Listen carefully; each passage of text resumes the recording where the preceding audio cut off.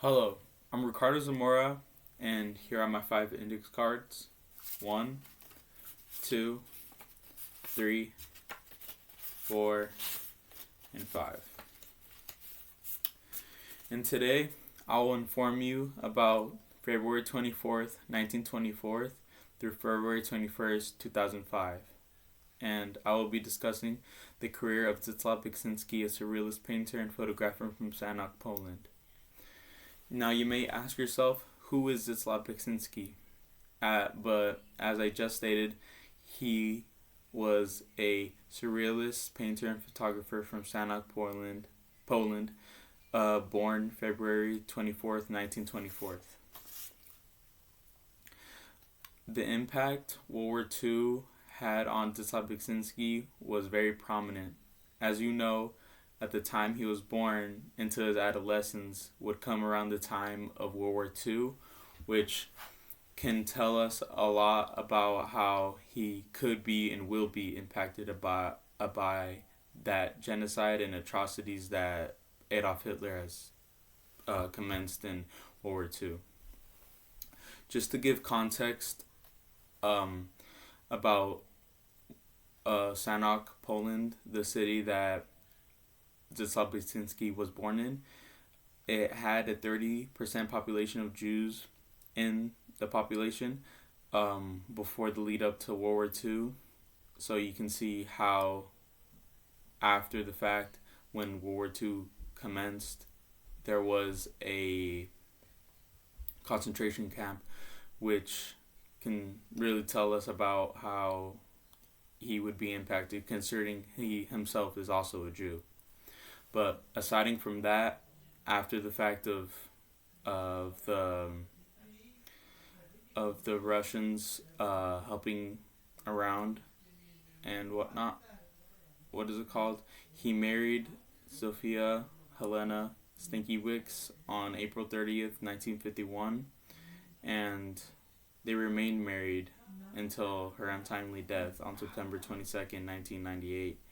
She died due to cancer, and they also had a son named Thomas Beksinski on November 26th, but because of she died, nobody knows his true intentions, but he also died the following year of 1958, November 26th, due to a overdose, aka suicide. You can say that Zdzisław Beksinski's photography started at around 1955 because he started architecture that year, which really improved his drafting skills, and I believe what he was surrounded by during his adolescence influenced his art and creative flow. Because of what he saw, he would use it as figures or world models in his artwork. And because he started architecture, he also designed buses for a construction company in Poland. And while he worked in that construction company, he actually used a lot of the materials to shape around, so he can malleably use them in his photography to create certain works. Not in all of them, but he would use them a lot in his early photography. When he started in his creative journey, he was a photographer from 1957 through 1960, and during those years as well, he became a draughtsman, graphic artist, and the person that we know mostly from and how he got famous as a painter. And the graphic art he did was around when Photoshop barely came to light.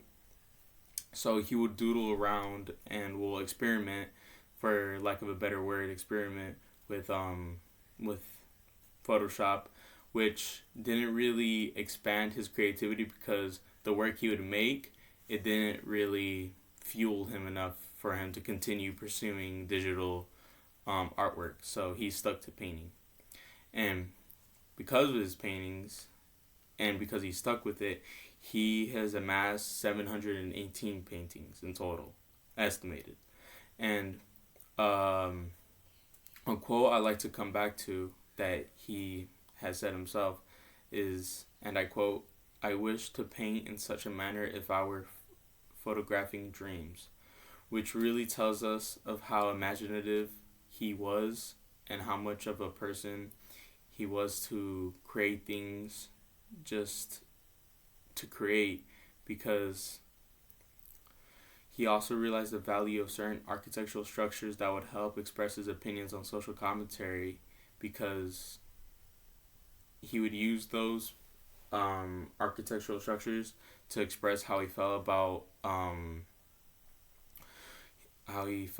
certain things around the world, including World War II, because he often portrayed and painted skulls, helmets that circle back to World War II, and also T's, which weren't a staple in his paintings, but he also had a very large amount of crosses in his paintings, and he also painted a lot of churches.